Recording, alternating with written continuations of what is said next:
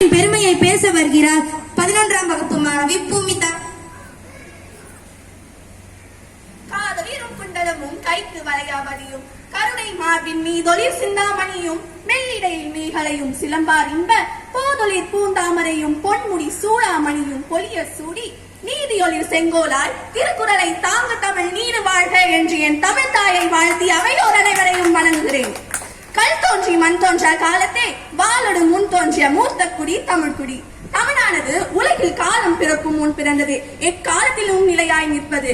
காலம் பரமாறினாலும் கண்டம் பல அழிந்தாலும் அழியாத மொழியாக திகழ்கிறது தமிழ் மொழி.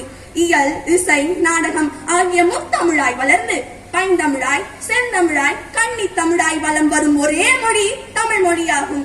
எண்ணற்ற புலவர்களாலும் அரசர்களாலும் சங்கம் வைத்து வளர்க்கப்பட்ட ஒரே மொழியும் தமிழ் மொழியாகும். மொழிகளுக்கு மூத்த மொழியான தமிழ் மொழியின் சிறப்புகளை போற்றி பாடியவர்கள் பாரதியார், பாரதிதாசன் இவர்களை முக்கியமாக அறியலாம். மக்களின் எழுச்சி கவிஞனாக போற்றப்படும் பாரதியார் யாம் அறிந்த மொழிகளிலே தமிழ் மொழியை போல் இதாவது எங்கும் காணோ என்றும், சொல்லில் உயர்வு தமிழ் சொல்லி அதை தொழுது படித்திரடி பாப்பா என்றும் குறிப்பிட்டுள்ளார். முக்தி தருபவன் அவனே, ஞானம் தருபவன் அவனே, ஞானமாய் விளங்குபவனும் அவனே. பாலில் கலந்துள்ளனை போல காணும் பொருளில் நாம் கலந்துள்ளான் என்று திருமூலர் இறைவனை போற்றி பாடுகின்ற போது முத்தமிழாகவும் விளங்குகின்றார் என்று போற்றி பாடுகின்றார். இவ்வாறு எல்லாமுமாய் விளங்கும் இறைவன் தமிழாகவும் விளங்குகின்றார். எல்லாவற்றிலும் கலந்துள்ளவன் தமிழிலும் கலந்துள்ளான். முக்தியும் ஞானமும் விழுமியன, அவற்றோடு தமிழையும் போற்றி பாடுகின்றார். இதையே முக்தியை ஞானத்தை முத்தமிழோசையை எத்தனை காலமும் ஏத்துவர் ஈசனை நெய்தலை பால் போல் நிமலனும் அங்குலன் அத்தகு சோரியை விரும்பார் அன்றோ என்று பாடியுள்ளார். உலக மொழிகள் பலவற்றுக்கு எழுத்து, சொல், யாப்பு, அணி ஆகியன உண்டு. ஆனால் தமிழ் மொழியில் மட்டும்தான் பொருளுக்கு இலக்கணம் உண்டு. ஆகையால் தான் தமிழ் மொழியை 5 இலக்கணம் என்றனர்.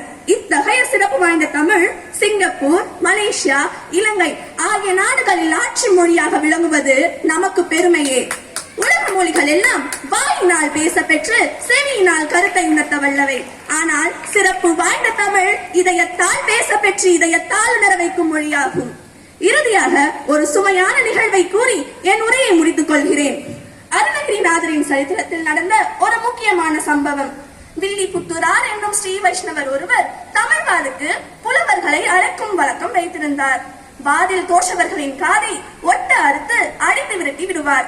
இதை அறிந்த புலவர்கள் அந்த வட்டாரத்திற்குள் செல்ல அஞ்சிருந்தார்கள். இதை அறிந்த அருணகிரிநாதர் இதை உடனடியாக நிறுத்தி புலவர்களை காப்பாற்ற வேண்டும் என்று நோக்கம் கொண்டார். ஆகையால் அருணகிரி வில்லிபுத்தூராரை நாடி சென்றார். வில்லிபுத்தூரார் அவரையும் பாட கலைத்தார். வில்லிபுத்தூரார் தன்னுடைய கையில் நீண்ட துரட்டியை வைத்திருப்பார். அதன் ஒரு நுனியில் காதை அறுக்கக்கூடிய பதமான வளைந்த கத்தி இருக்கும். அதை எதிராளியின் காதின் மீது வைத்துக் கொண்டுதான் கேள்விகளை கேட்பார், பாடல்களை சொல்வார். அதில் ஏதேனும் வலை இருந்தால் எட்டின மட்டும் காதை அறுத்து விடுவார். அருணகிரியோ ஒரு புதிய வரைமுறையை கூறினார். அதாவது இருவர் கையிலும் காதறுக்கும் துரட்டி இருக்க வேண்டும்.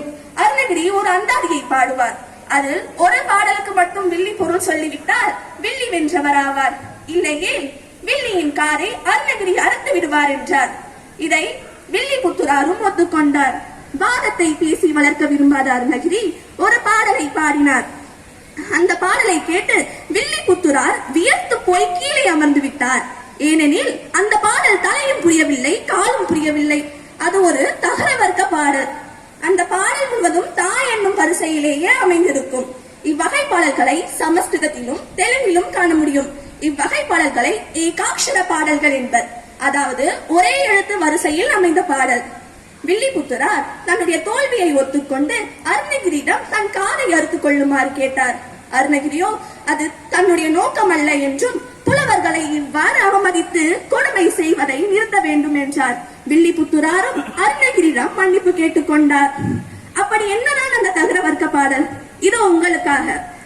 திரதத்த தித்த திரித்தாதை தாதது தித்த திதா திரதத்த தித்த திரித்தித்த தேதுத்து தித்த திதா திடதத்த தித்ததை தாதிதி தீடுதை தாதுதத்து திரதத்த தித்தித்தி தீத்தி திரித்துதி தீ தொத்ததே. இப்பாடலின் பொருள் நடராஜமூர்த்தியாகிய சிவபெருமானும் பிரம்மனும் இடைசேரியில் தயிருண்டு பார்க்கடலையும் ஆதிசேஷனையும் பாயாலாக கொண்டு யோகனி முத்திரை செய்யும் திருமாலும் மணவுகின்ற ஆனந்தம் முதலே தேவயானின் தாசனே, ஜனன மண்டத்திற்கு இடமாய் சப்த தாதுக்கள் நிறைந்த பொல்லாத இந்த உடம்பை தீயினால் தகிக்கப்படும் பொழுதும் உன்னை துதித்து வந்த என் சித்தத்தை உன் திருவடிக்கு ஆட்படுத்த வேண்டும். தமிழில் சொல்லுக்கு மட்டுமல்ல, ஒவ்வொரு எழுத்துக்கும் பொருள் உண்டு. இந்த நாளெல்லாம் பேசினாலும் தமிழின் இனிமையையும் பெருமையையும் சொல்லி முடிக்க முடியாது.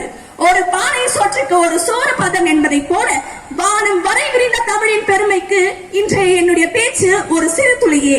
இந்த சிறப்பான நாளில் எனக்கு இந்த வாய்ப்பளித்த பள்ளிக்கும் தமிழ் மன்றத்திற்கும் எனது மனமார்ந்த நன்றியை தெரிவித்துக் கொள்கிறேன். நன்றி, வணக்கம்.